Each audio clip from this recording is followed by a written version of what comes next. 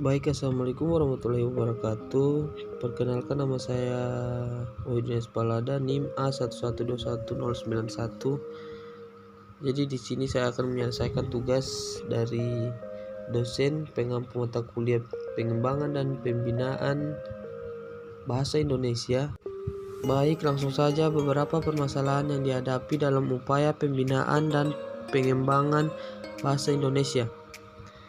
Baik, yang pertama, masih rendahnya sikap positif berbahasa Indonesia di masyarakat penutur. Permasalahan ini terkait dengan kurangnya kesadaran masyarakat tentang pentingnya penggunaan bahasa Indonesia yang baik dan benar.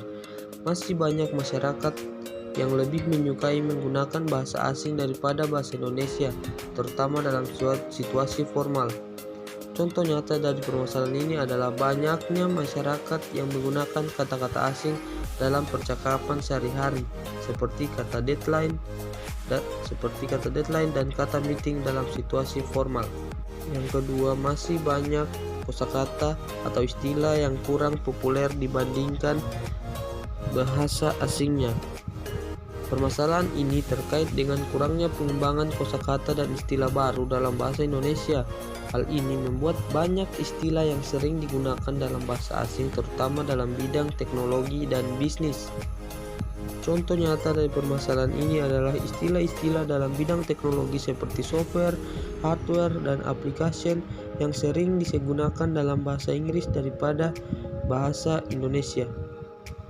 Yang ketiga, belum dipahaminya pedoman pembentukan kata atau istilah dengan benar. Permasalahan ini terkait dengan kurangnya pemahaman masyarakat dan penutur bahasa Indonesia tentang aturan pembentukan kata dan istilah yang baik dan benar. Hal ini dapat menyebabkan penggunaan kata dan istilah kurang tepat dan bisa merugikan pemahaman atau bahkan dapat menimbulkan kesalahpahaman. Contoh nyata dari permasalahan ini adalah penggunaan kata-kata gaul yang tidak resmi dan tidak baku seperti gemesin dan kepo yang masih banyak digunakan dalam percakapan sehari-hari. Beberapa solusi terhadap permasalahan yang dihadapi. Yang pertama, menyadarkan diri pemakai bahasa akan pentingnya memiliki sikap positif berbahasa Indonesia. Maksud dari solusi ini adalah untuk meningkatkan kesadaran masyarakat Indonesia akan pentingnya memiliki sikap positif dalam menggunakan bahasa Indonesia secara baik dan benar. Hal ini dapat dilakukan melalui kampanye atau sosialisasi yang menyampaikan bahwa bahasa Indonesia merupakan identitas bangsa dan memiliki peran penting dalam membangun bangsa yang maju. Contoh nyata dari solusi ini adalah kampanye. Yang kedua, peningkatan penggunaan bahasa dengan baik dan benar di kalangan pejabat dan awak media massa.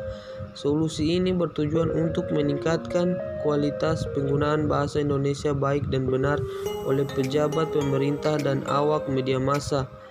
Hal ini penting karena pejabat pemerintah dan awak media massa memiliki peran besar dalam menyampaikan informasi kepada masyarakat. Contoh nyata dari solusi ini adalah kebijakan pemerintah yang mewajibkan para pejabat pemerintah untuk menggunakan bahasa Indonesia yang baik dan benar dalam setiap tindakan dan kegiatan resmi yang dilakukan. Solusi yang terakhir ialah menghilangkan rasa malu dan enggan dalam menggunakan bahasa Indonesia yang baik dan benar.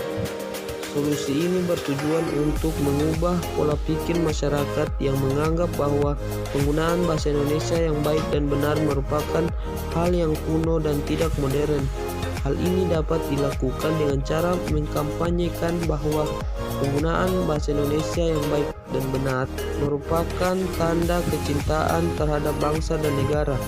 Contoh nyata dari solusi ini adalah kampanye budaya berbahasa yang dilakukan oleh Yayasan Lembaga Konsumen Indonesia atau YLKI.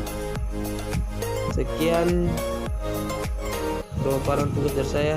Terima kasih.